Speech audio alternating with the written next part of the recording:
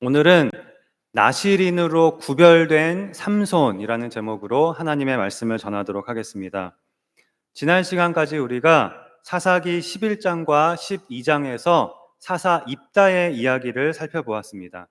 입다는 태어나면서부터 기생의 아들로 태어나서 많은 차별과 서름과 역경을 겪었지만 그러한 환경을 극복하고 이스라엘의 최고 지도자인 사사가 되어서 암몬 자손을 물리치고 이스라엘을 구원해낸 그런 입지전적인 그런 인물입니다.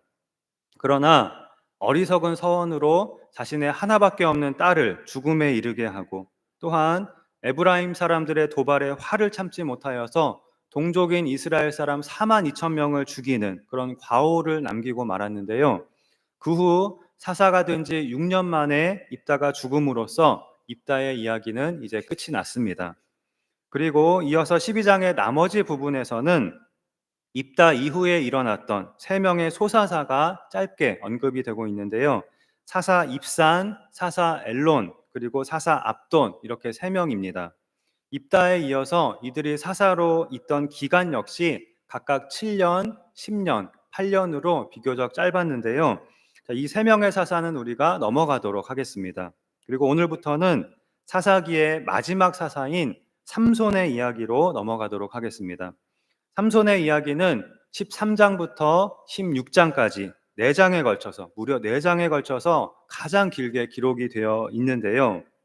아마도 여러분 삼손이라는 이름을 안 들어보신 분은 거의 없으실 것입니다. 너무나 유명한 인물이죠. 머리가 좀 긴 괴력의 사나이, 이렇게 이런 사람으로 알려진 유명한 인물입니다. 마치 요즘 영화나 드라마에 나오는 슈퍼히어로들과 같은 그런 느낌의 인물입니다. 슈퍼히어로들은 보통 사람들의 능력을 초월한 이제 초능력을 가진 그런 사람들인데요. 그러나 실제로 존재하지는 않는 영화나 드라마에나 나오는 그런 가상의 인물들이지요. 그러나 삼손은 실제로 존재했던 아마도 유일한 슈퍼히어로였습니다. 삼손은 마치 헐크처럼 무시무시한 괴력을 행사하는 사람이었는데요. 맨손으로 사자를 찢어 죽이기도 하고, 또 여우 300마리를 잡아서 꼬리를 묶기도 하고, 또 큰 성문을 뽑아버리기도 하고, 또 굉장히 거대한 신전을 기둥을 밀어서 무너뜨리기도 하였습니다.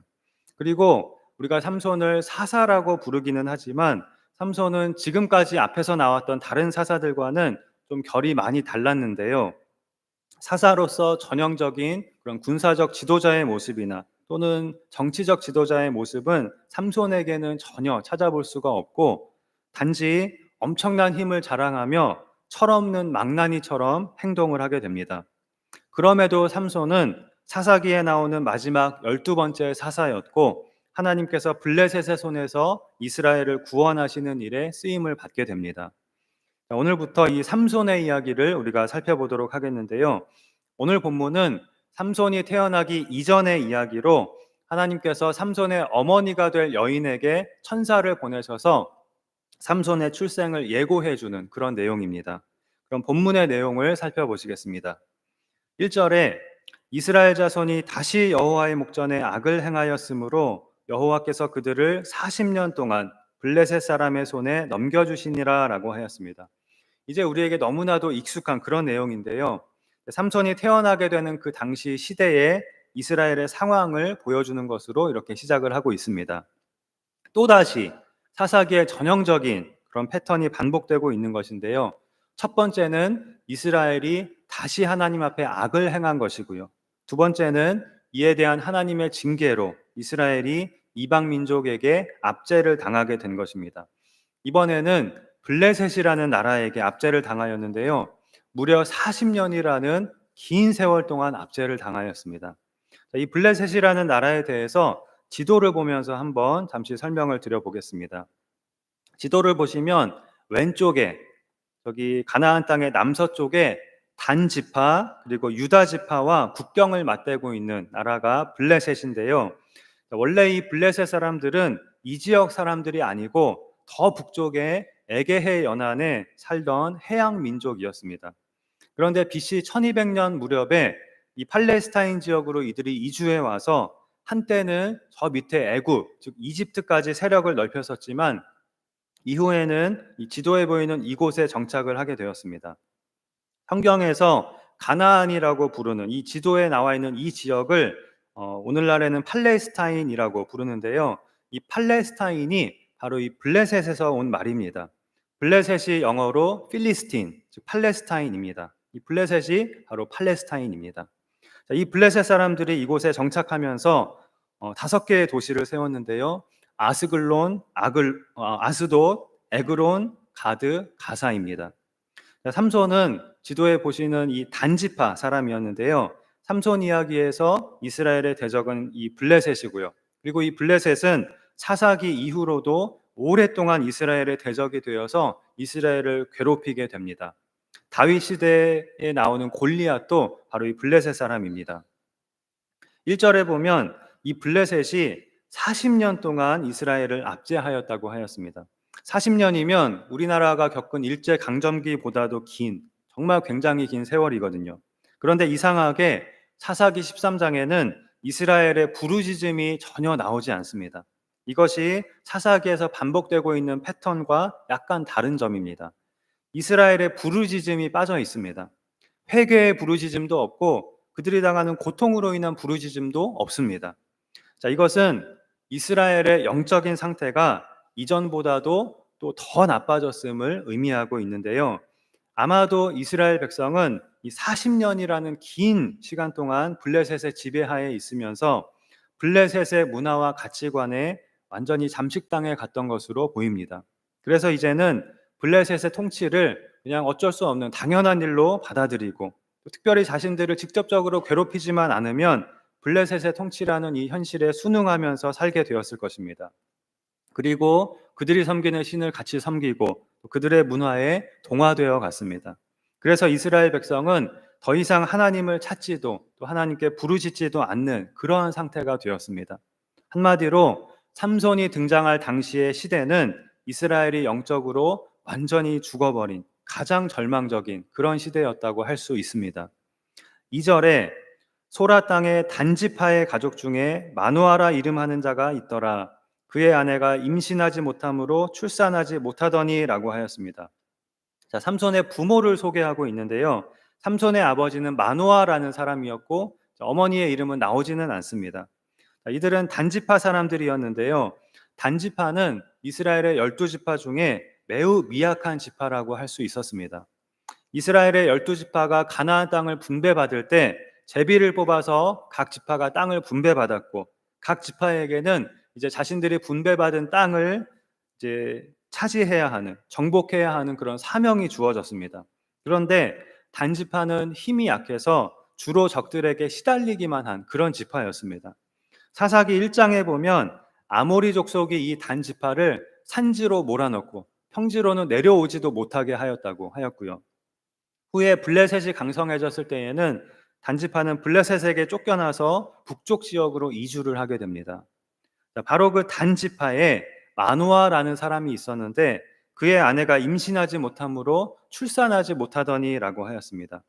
창세기에 나오는 사라나 리브가와 같은 믿음의 조상들처럼 불임이었다는 것입니다. 이것은 불임이라는 것이 그렇게 특별한 일은 아닐 수도 있지만 여기서 마노아의 아내의 불임은 당시에 40년 동안이나 블레셋의 지배를 받고 있던 그런 희망을 잃어버린 이스라엘의 상태를 반영해주고 있는 그런 역할을 합니다. 기적이 아니면 생명을 볼 수 없는 이 마노아 부부의 상태는 블레셋의 지배하에서 미래에 대한 기대도 희망도 전혀 가질 수 없는 당시의 이스라엘의 상태와 같았습니다. 그런데 이렇게 이스라엘이 모든 희망을 잃어버리고 하나님께 부르짖는 것조차 잊어버린 이러한 상황 속에서 이제 하나님께서 자기 백성을 구원하시려고 역사하기 시작하십니다. 이스라엘에서 가장 연약한 단 지파에 또 그 중에서도 아이를 낳을 소망을 완전히 잃어버린 마노아의 가정에 슈퍼히어로 삼손을 주신 것입니다. 지금까지 매번 그랬던 것처럼 이번에도 역시 아무도 예상하지 못하고 아무도 생각할 수 없는 방법으로 정말 희한한 방법으로 또 하나님께서 구원을 행하기 시작하신 것입니다. 3절에 여호와의 사자가 그 여인에게 나타나서 그에게 이르시되 보라 내가 본래 임신하지 못함으로 출산하지 못하였으나 이제 임신하여 아들을 낳으리니라고 하였습니다. 어디서 많이 들어본 말 아닙니까? 성경에서 천사가 이렇게 찾아와서 아들을 낳으리니 이렇게 알려주는 것을 수태고지라고 하는데요. 창세기에 보면 아브라함에게 내 아내 사라가 아들을 낳을 것이니 그 이름을 이삭이라 하라, 이렇게 수태고지를 하는 장면이 나오고요. 또 신약 성경에서는 세례 요한의 아버지 사가랴에게 천사가 나타나서 내 아내 엘리사벳이 아들을 낳을 것이니 이름을 요한이라 하라, 이렇게 알려주는 장면이 또 나오고요. 또 예수님의 부모인 요셉과 마리아에게는 각각 천사가 나타나서 아들을 낳으리니 이름을 예수라 하라고 수태고지를 해주었습니다. 자, 이 모든 수태고지의 공통점이 무엇이냐면요, 이들은 아이를 낳을 수 없거나, 즉 불임이거나 또는 아이를 가질 수 있는 그런 상황이 아니었고, 그런 기대조차, 그런 생각조차 하지 못하였다는 것입니다. 마노아와 그 아내 역시 마찬가지였습니다. 이스라엘이 하나님께 부르짖지 않은 것처럼 마노아와 아내도 아이를 갖는 것은 포기한 상태였고 하나님께 부르짖지도 않았습니다. 그런데 하나님께서 부르짖지도 않은 이스라엘의 구원을 위해서 움직이기 시작하신 것입니다. 여기서 우리가 기억해야 할 것은, 구원은 우리의 부르짖음으로부터 시작되는 것이 아니라 하나님의 사랑, 하나님의 자비로부터 시작되는 것이라는 사실입니다. 하나님께 부르짖지 말라는 것이 아니라 구원은 우리가 아닌 하나님으로부터 시작된다는 것입니다. 그래서 오직 은혜인 것입니다. 우리는 오직 하나님의 은혜로 구원을 받은 것입니다. 하나님께서 우리에게 구원을 행하신 것입니다. 이것을 우리는 항상 잊지 말아야 합니다. 이스라엘에게도, 마노아의 가정에도 가장 절망적인 때에, 다 끝난 줄 알았을 때 하나님은 희망의 미래를 열어주셨습니다. 마찬가지로 인류에게 아무런 희망도 남아있지 않을 때에 하나님은 예수님을 이 세상에 보내주셨습니다. 하나님께서 시작하시고 하나님께서 행하신 일이었습니다. 계속해서 4절을 보시겠습니다. 그러므로 너는 삼가 포도주와 독주를 마시지 말며 어떤 부정한 것도 먹지 말지니라. 마노아의 아내에게 하나님의 사자가 한 말입니다.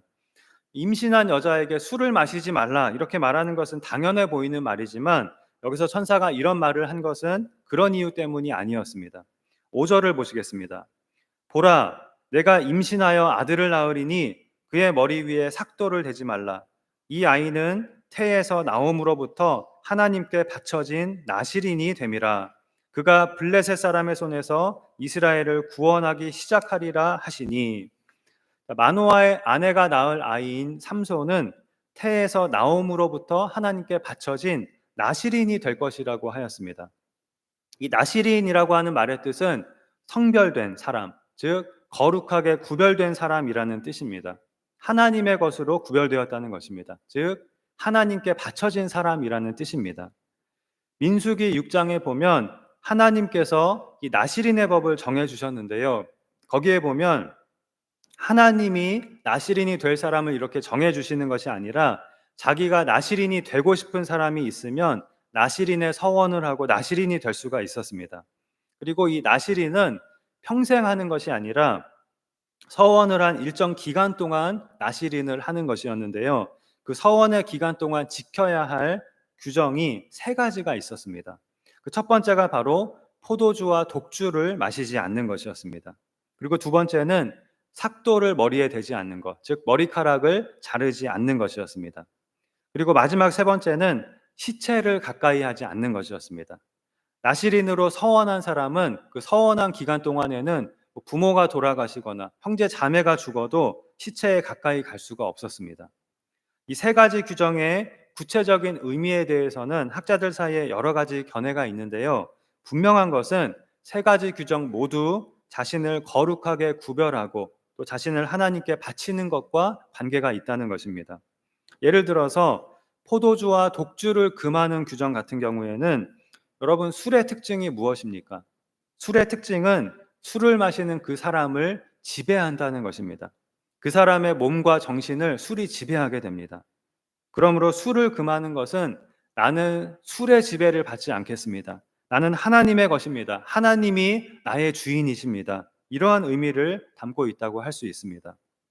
또한 술은 세상적인 쾌락을 대표하는 것인데요.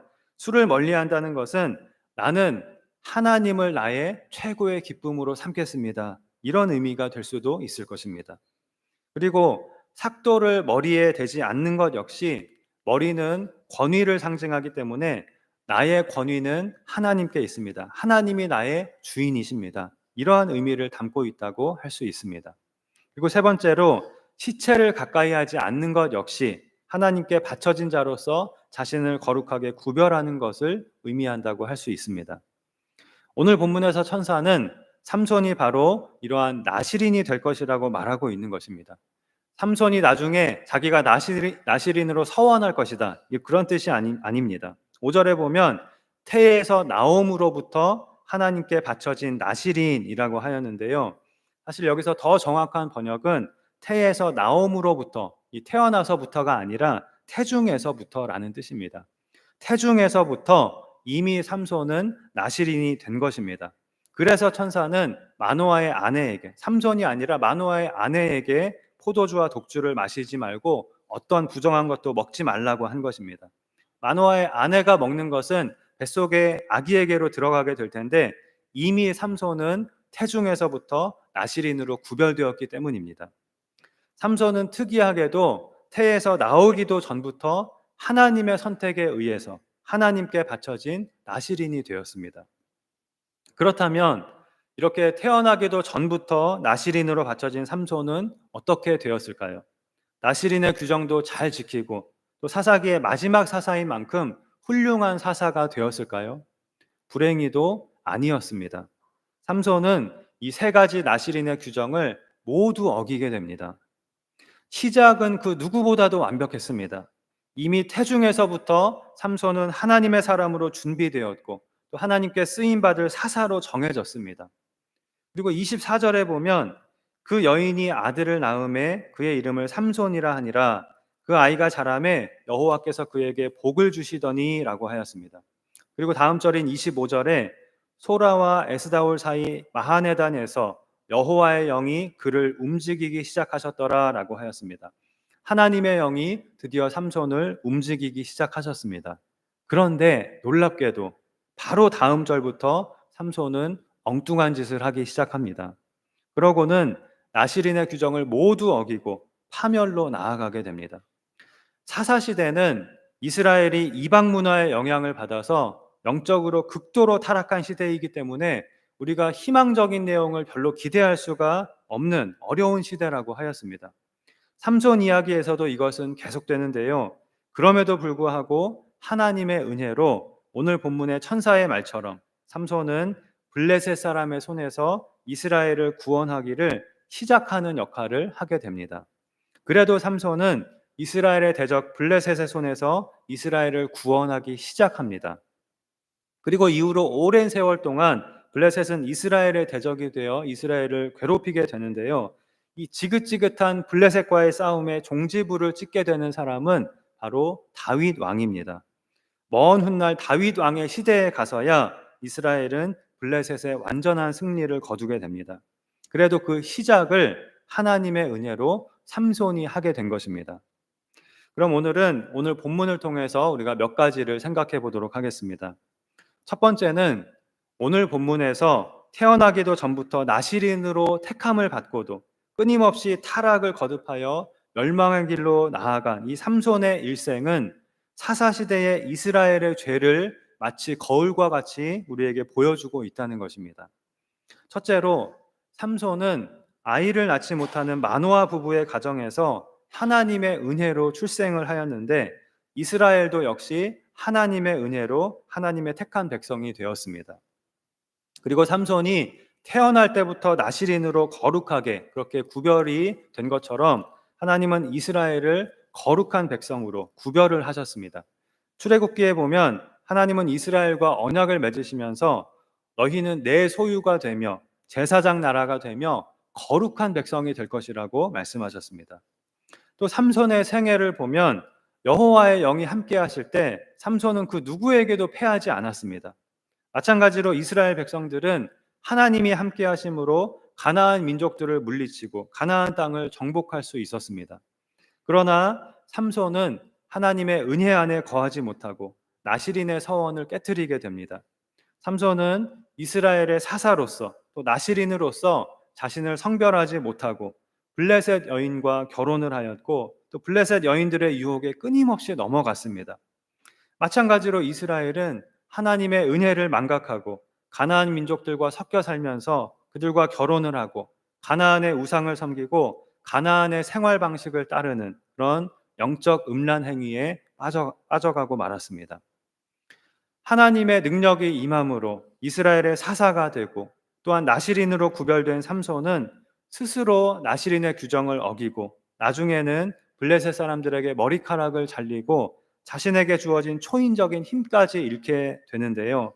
그렇게 힘을 잃은 삼손은 결국 블레셋 사람들에게 잡혀서 두 눈을 뽑히고 결박을 당하게 됩니다. 그러나 삼손은 회개하고 다시 한번 하나님의 능력을 힘입어서 마지막으로 블레셋 사람들로 가득 찬 신전을 무너뜨리게 됩니다. 그리고 그 자리에서 블레셋 사람들과 함께 삼손도 죽음으로써 생을 마감하게 됩니다. 비극으로 끝나기는 하였지만 그래도 마지막에 회개하고 사사로서 쓰임을 받음으로 희망을 보여준 그런 삼손이었습니다. 그렇다면 이렇게 긴 삼손 이야기와 또 사사기의 주제는 무엇일까요? 삼손도 이스라엘 백성도 하나님의 은혜로 거룩하게 구별되었지만 하나님의 은혜를 끊임없이 저버리고 파멸로 나아갔다라는 것일까요? 그것만은 아닙니다. 사사기와 삼손의 이야기는 이렇게 끊임없이 반역하는 자기 백성을 향해서 하나님은 끝없는 자비를 베푸시고 그들을 버리지 않으셨음을 또한 보여주고 있습니다.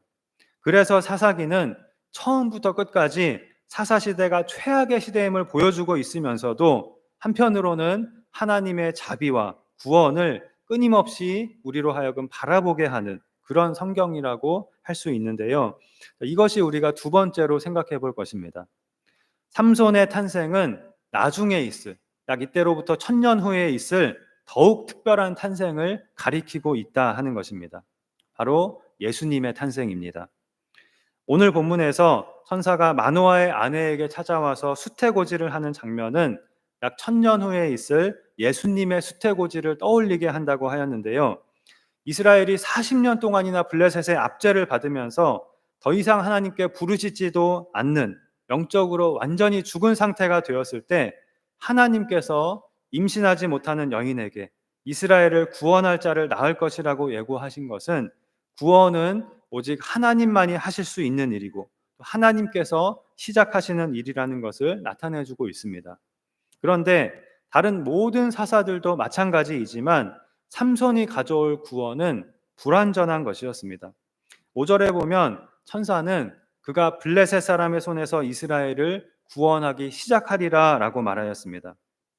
구원하기 시작만 할 것이라는 것입니다. 그래서 사사기의 마지막 사사인 삼손은 블레셋에게서 이스라엘을 구원하기 시작한 사람으로서 장차 블레셋의 완전한 승리를 가져올 그 사람을 가리키고 있습니다. 그 사람은 바로 다윗 왕이라고 하였습니다. 그러나 그 다윗의 구원도 마찬가지로 불완전하였습니다. 다윗은 백성들을 죄에서 구원하지는 못하였습니다. 백성들은커녕 다윗 자신도 죄에서 구원하지 못하였습니다. 그러나 하나님은 다윗에게 장차 다윗의 자손에서 메시아 예수님이 나실 것을 약속하셨고 그 예수님께서 하나님께서 계획하신 구원을 완수하시게 됩니다. 마태복음 1장 21절에 보면 천사가 요셉에게 마리아의 수태를 고지할 때에 아들 낳으리니 이름을 예수라 하라. 이는 그가 자기 백성을 그들의 죄에서 구원할 자이심이라 라고 하였습니다. 오늘 본문에서 이스라엘을 구원하기 시작할 자로 예고된 삼손의 탄생은 다윗을 넘어 바로 이 예수님의 탄생을 가리키고 있습니다.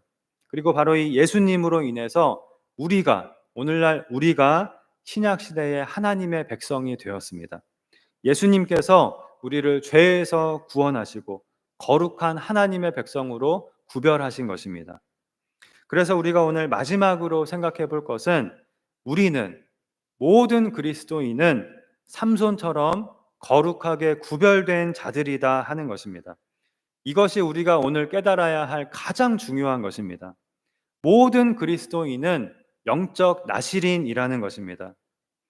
많은 믿는 사람들이, 정말 수많은 믿는 사람들이 착각하고 오해하고 있는 것이 있는데요. 목사와 평신도의 거룩의 기준이 다르다고 생각을 하는 것입니다. 예를 들어서 목사나 성직자에 대해서는 마치 나실인이 특별한 규정을 지켜야 했던 것처럼 술도 마시면 안 되고 어떤 부정한 것에 접촉해서도 안 되고 이것도 하면 안 되고 저것도 하면 안 된다고 생각을 합니다. 그런데 그에 비해서 목사가 아닌 평신도는 거룩에 대해서 훨씬 더 완화된 기준을 적용해도 된다고 착각을 합니다. 그래서 하나님께서 이스라엘 백성을 하나님의 소유로 거룩한 백성으로 구별하셨음에도 불구하고 사사시대의 이스라엘 백성이 이방 민족들과 결혼을 하고 이방의 우상들을 섬기며 산 것처럼 오늘날 많은 그리스도인들이 적당히 세상과 섞여 살고 세상의 쾌락과 죄악에 이끌려 다니는 삶을 살아갑니다.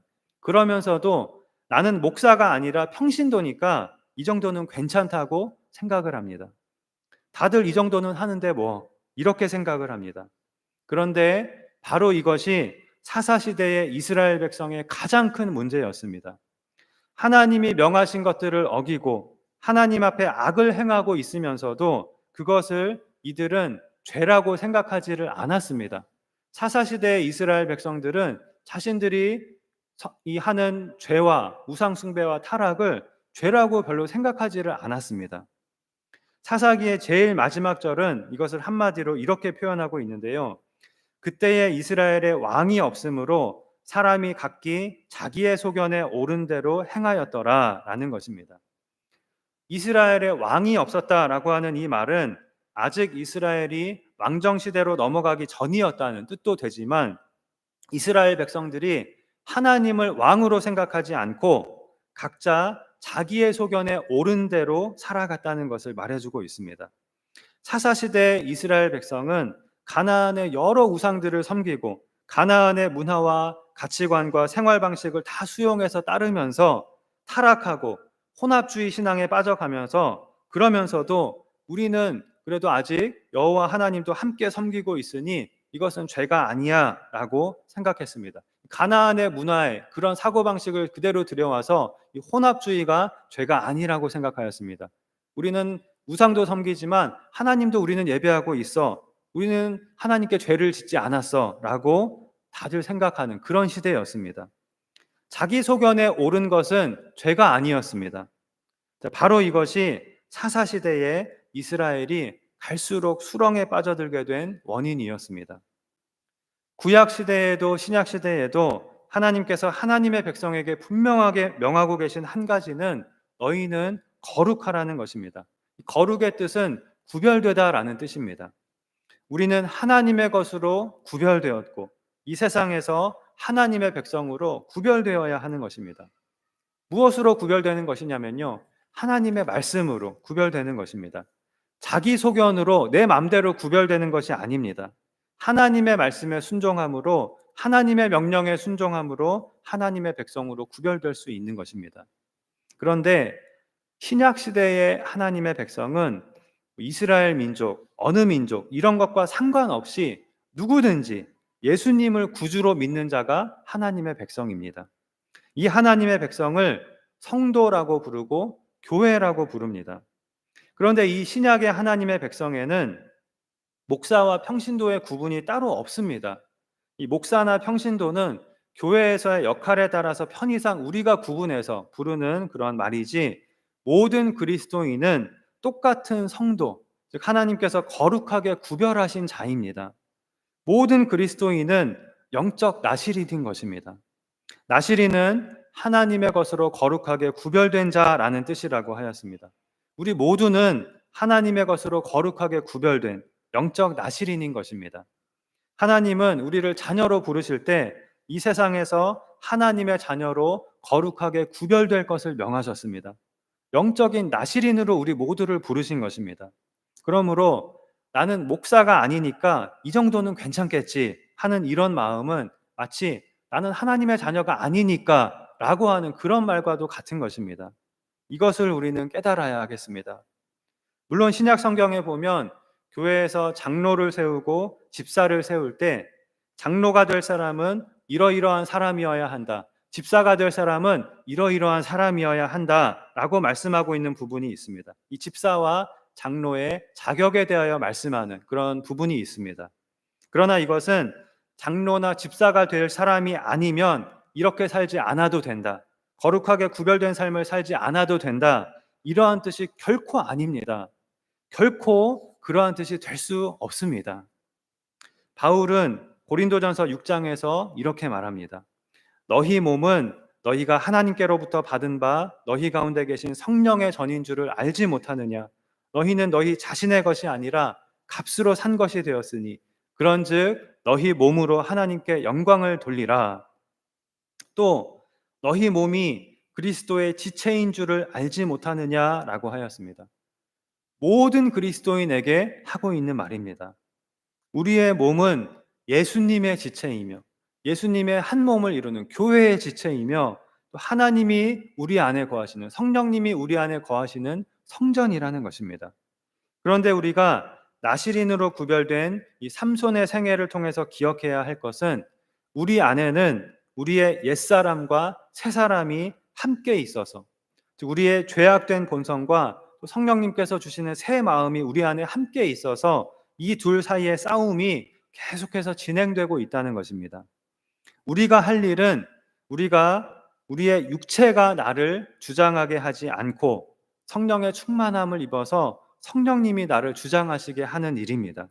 그것을 나타내주고 있는 것이 바로 포도주와 독주를 마시지 말라는 나실인의 규정입니다. 그런데 이 민수기 6장의 나실인의 규정을 보면 하나님은 나실인의 서원을 한 자에게 포도주와 독주만 금하신 것이 아니라 포도나무에서 난 것은 그리고 포도로 만든 모든 것은 그 어떤 것도 먹지 말도록 하셨습니다.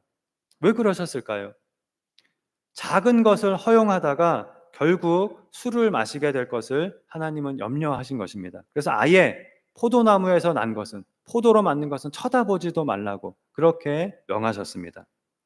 자, 나실인의 규정이 우리에게 주는 교훈은 우리는 하나님의 것으로 거룩하게 구별된 자로서 끊임없이 성화의 삶에 성화의 싸움에 힘써야 한다는 것입니다. 세상과 단절되어 살라는 것이 아니라 세상 속에서 하나님의 거룩함을 나타내는 거룩한 하나님의 백성으로 영적인 나실인으로 우리가 살아야 한다는 것입니다. 우리의 능력은 바로 거기서 나오는 것입니다.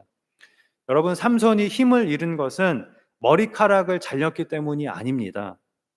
삼손의 힘은 긴 머리카락에서 나오는 것이 아니라 하나님으로부터 나오는 것이었습니다. 삼손이 힘을 잃은 이유는 이방 여인에게 빠져서 나실인으로서의 사명을 저버렸기 때문에 하나님께서 힘을 거두어 가신 것입니다. 우리가 깨달아야 할 것은 우리 그리스도인의 능력은 우리가 나를 거룩하게 구별하여 하나님께 드릴 때 하나님으로부터 나온다는 사실입니다. 우리가 하나님의 자녀로서 하나님의 백성으로서 거룩하게 구별된 삶을 사는 일에 힘쓸 때 우리는 가장 능력 있는 삶을 살 수 있고 생명력 있는 삶을 살 수 있고 승리의 삶을 살 수 있고 하나님께 영광 돌리는 삶을 살 수 있는 것입니다. 이것을 우리가 오늘 다시 한번 꼭 기억하고 하나님의 성전으로서 주님의 몸된 교회로서 또 거룩한 하나님의 자녀로서 그리고 하나님께서 거룩하게 구별하신 영적 나실인으로서 오직 하나님의 말씀에 순종하며 이 세상에서 거룩한 하나님의 백성으로 구별된 삶을 살아감으로 이 세상에서 하나님의 거룩함을 나타내며 세상의 빛과 소금이 되며 하나님의 구원 사역에 귀하게 쓰임 받는 그런 우리 모두가 되기를 주님의 이름으로 축원합니다. 기도하시겠습니다. 하나님 아버지, 끊임없이 하나님께 반역하고 악을 행하고 죄를 범하는 우리를 한없는 자비와 사랑으로 이 시간까지 붙들어주고 계심을 감사드립니다. 또한 영적으로 죽어서 우리가 아무것도 할 수 없을 때에 그런 우리 안에서 하나님께서 구원을 시작하시고 우리의 삶에 구원을 베풀어 주고 계심을 감사드립니다. 우리 모두는 하나님께서 하나님의 것으로 거룩하게 구별하신 영적인 나실인이라고 하였사오니 이것을 깨닫고 날마다 거룩에 힘쓰며 하나님의 말씀에 순종하며 성령님의 인도를 따라가는 우리가 되게 하여 주시옵소서.